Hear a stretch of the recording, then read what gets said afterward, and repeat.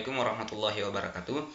Perkenalkan, nama saya Muhammad Rafli, jurusan Syariah Ekonomi dan Bisnis Islam, Prodi Hukum Ekonomi Syariah. Alhamdulillahirobbilalamin, hamdan na'imin hamdan syakirin, wassalatu wassalamu ala asyrafil anbiya'i wal mursalin, sayyiduna Muhammad sallallahu alaihi wasallam. Segala puji bagi Allah, Tuhan semesta alam, yang telah memberikan kita begitu banyak nikmat, baik itu nikmat kesehatan, nikmat kesempatan, yang terlebih-lebih lagi yang namanya nikmat iman dan Islam. Dan selawat beserta salam tak lupa pula kita panjatkan kepada junjungan kita, yaitu Nabiullah Muhammad sallallahu alaihi wasallam, yang merupakan bintangnya padang pasir, mahkotanya Abdullah, berliannya Siti Aminah, dan selimut malamnya Siti Khadijah.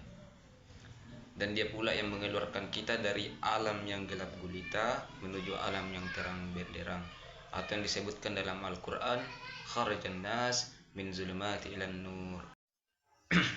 Baik, saya akan menjelaskan perbedaan antara mazhab Imam Hanafi dan Imam Maliki dalam menentukan suatu hukum atau memutuskan suatu hukum.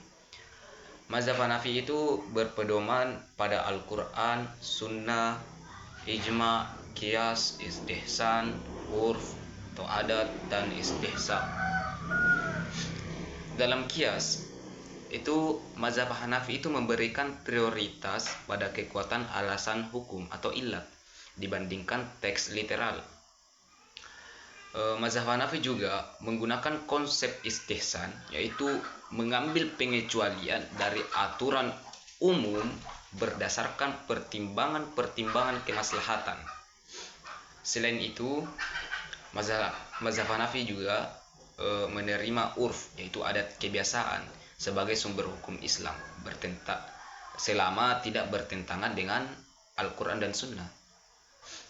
Nah, itu dia cara menentukan atau memutuskan suatu hukum. Sedangkan mazhab Maliki itu berpedoman pada Al-Quran, Sunnah, Ijma', Qiyas, amal al-Madinah, atau praktiknya penduduk orang-orang Madinah, dan maslahah mursalah.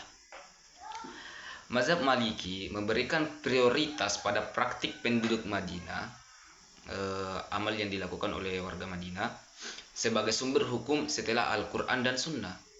Nah, setelah ia memutuskan hukum, lihat dari Al-Quran dan Sunnah, kemudian melihat juga kondisinya orang-orang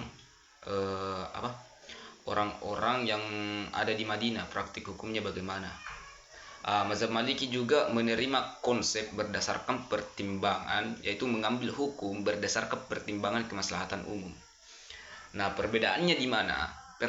Perbedaan utama antara kedua mazhab ini itu terletak pada sumber hukum dan penekanannya. Mazhab Hanafi itu lebih menekankan pada teks literal dan analogi, sedangkan mazhab Maliki lebih menekankan pada praktik penduduk Madinah dan mempertimbangkan kemaslahatan umum. Kalau Imam Maliki merasa kalau ini mengganggu masyarakat, maka hukumnya begini, begitu. Kalau mazhab Maliki, karena ia berdasarkan ya mempertimbangkan juga kemaslahatan umum. Bagaimana jika sesuatu itu diadakan, apakah tidak mengganggu kepentingan umum, begitu. Jadi itu perbedaannya. Baik, lanjut pada materi kedua, yaitu perbedaan pandangan ahlul ra'yi dan ahlul hadis dalam memutuskan hukum Islam. Ahlul ra'yi itu adalah sekumpulan ulama atau kelompok ulama yang menekankan pada penggunaan akal atau ra'yi dalam menetapkan hukum Islam. Mereka berpendapat bahwa akal memiliki peran penting dalam memahami maksud dan tujuan atau maqasid syariat. Dalam berijtihad, ahlul ra'yi lebih mengedepankan penggunaan logika, analogi, analisa, qiyas, dan pertimbangan kemaslahatan. Mereka cenderung lebih fleksibel dalam menginterpretasikan teks-teks suci, yaitu Al-Quran dan hadis, agar sesuai dengan kondisi sosial dan budaya. Mazhab yang terkenal dengan kelompok ahlur ra'yi itu adalah mazhab Hanafi. Sedangkan ahlu hadis adalah kelompok ulama yang lebih menekankan pada literatitas teks-teks suci Al-Quran dan hadis dalam menetapkan hukum Islam. Mereka berpendapat bahwa sumber hukum utama adalah Al-Quran dan hadis, serta mengutamakan periwayatan hadis yang sahih. Dalam berijtihad, ahlu hadis cenderung lebih konservatif dan berhati-hati dalam menginterpretasikan teks-teks suci. Mereka menganggap penggunaan akal atau ra'yu dalam berijtihad harus tunduk dan tidak bertentangan dengan teks-teks suci. Mazhab yang terkenal dengan kelompok ahlu hadis adalah mazhab Maliki dan mazhab Hanbali. Perbedaan mendasar ahlur ra'yi dan ahlu hadis itu terletak pada penekanan sumber hukum dan metode ijtihad. Ahlur ra'yi itu lebih mengedepankan penggunaan akal, sementara ahlu hadis itu menekankan pada literatitas teks-teks suci Al-Quran dan hadis. Jadi ahlu hadis ini lebih jika ingin memutuskan suatu hukum itu lebih melihat kepada teks-teks manuskrip tulisan Quran. Jadi tidak langsung menentukan, tapi melihat pada Al-Quran dan hadis. Baiklah, pada materi yang ketiga yaitu tentang penerapan syariah pada penjajahan Hindia Belanda, yaitu menyangkut tentang penerapan syariah, tentang hukum perdata Islam. Pada awalnya, hukum perdata Islam seperti hukum keluarga waris dan perkawinan masih diakui dan diterapkan di wilayah Muslim Nusantara. Namun pemerintah Hindia Belanda itu membatasi penerapannya. Termasuk juga peradilan agama. Pemerintahan Hindia Belanda itu mengakui keberadaan pengadilan agama yang menangani perkara-perkara hukum perdata Islam. Itu juga dibatasi. Putusan peradilan agama juga harus mendapat persetujuan dari pemerintah kolonial. Itu sangat mengalami perubahan yang sangat signifikan pada pemerintahannya Hindia Belanda. Dan juga itu pengawasan dan kontrol pemerintah. Pemerintah Hindia Belanda melakukan pengawasan dan kontrol yang ketat terhadap aktivitas keagamaan, lembaga pendidikan Islam, dan organisasi-organisasi Islam. Hal ini dilakukan untuk membatasi pengaruh Islam yang dianggap dapat mengancam kepentingan pemerintah kolonial.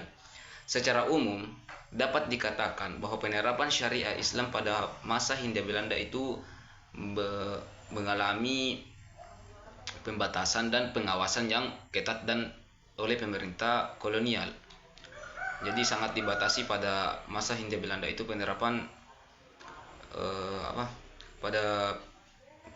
pada masa pemerintahan kolonial Belanda atau Hindia Belanda itu sangat membatasi pengadilan agama untuk melakukan putusan-putusan agama Islam karena dianggap sangat mengancam kekuasaan pemerintah kolonial pada waktu itu. Jadi pada materi yang keempat ini saya akan menjelaskan tentang Islam Nusantara. Asal-usul Islam Nusantara itu Islam masuk dan berkembang di Nusantara sejak abad ke-7 sampai 13 Masehi, dibawa oleh para pedagang, ulama dan sufi dari Timur Tengah.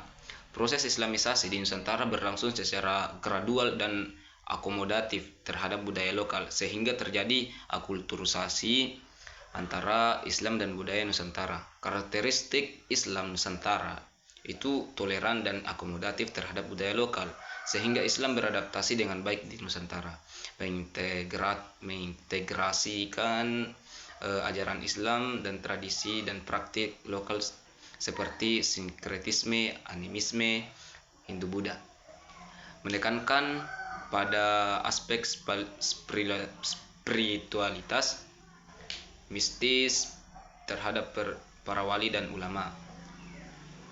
Perkembangan Islam Nusantara pada masa kerajaan Islam di Nusantara itu pada abad ke-13 sampai 18 Masehi. Islam berkembang pesat melalui kerajaan-kerajaan Islam seperti Samudra Pasai, Demak, Mataram, dan Aceh. Masa kolonialisme pada abad 18 sampai 20 Masehi, Islam Nusantara menghadapi tantangan dan pembatasan oleh pemerintah kolonial Belanda. Masa kemerdekaan Islam Nusantara semakin menguat dan menjadi bagian integral dan identitas kebangsaan Indonesia. Saat ini Islam Nusantara terus berkembang dan menjadi salah satu model Islam yang dianut oleh mayoritas umat Muslim di Indonesia. Secara umum Islam Nusantara mempresentasikan suatu corak keislaman yang khas, yakni moderat, toleran, dan akomodatif terhadap budaya lokal. Hal ini menjadikan Islam Nusantara salah satu manifestasi keragaman ekspresi keislaman di dunia. Baiklah, pada materi yang terakhir saya akan menjelaskan tentang penerapan syariah Islam di Indonesia, yaitu sejarah perbankan syariah di Indonesia. Pendirian Bank Muamalat Indonesia pada tahun 1992 menjadi cikal bakal perkembangan perbankan syariah di Indonesia. Undang-Undang Perbankan Nomor 7 Tahun 1992 yang memperkenalkan prinsip-prinsip bagi hasil menjadi landasan hukum bagi praktik perbankan syariah. Undang-Undang Perbankan Nomor 10 Tahun 1998 secara tegas mengatur keberadaan dan operasional bank berdasarkan prinsip syariah. Prinsip dan produk perbankan syariah. Prinsip utama perbankan syariah adalah itu melarang riba, gharar, dan masyir atau judi. Produk perbankan syariah antara lain mudhaharabah, musyarakah, murabahah, dan ijarah wadiah. Perkembangan perbankan syariah di Indonesia hingga tahun 2024 itu terdapat 14 bank umum syariah, 12 unit usaha syariah, dan 165 bank pembiayaan rakyat syariah di Indonesia. Total aset perbankan syariah di Indonesia mencapai kurang lebih 594,15 triliun pada akhir tahun 2002. Pertumbuhan perbankan syariah di Indonesia itu masih terus meningkat didukung oleh tingginya minat masyarakat muslim terhadap produk dan layanan yang sesuai dengan prinsip syariah. Penerapan syariah dalam bidang perbankan Indonesia, syariah di Indonesia, itu menunjukkan upaya untuk mengimplementasikan prinsip-prinsip Islam dalam praktik ekonomi dan keuangan. Hal ini menjadi salah satu contoh konkret bagaimana syariat Islam diadaptasikan dalam konteks Indonesia yang majemuk. Jadi demikianlah presentasi dari saya. Semoga apa yang saya sampaikan itu bermanfaat bagi penonton. Jadi demikianlah video ini diakhiri. Jika ada salah-salah itu datangnya dari saya. Kalau ada yang benar itu datangnya dari Allah yang Maha Mengetahui. Unzur makola wala tanzur mankola. Wabillahi taufiq wal hidayah. Assalamualaikum warahmatullahi wabarakatuh.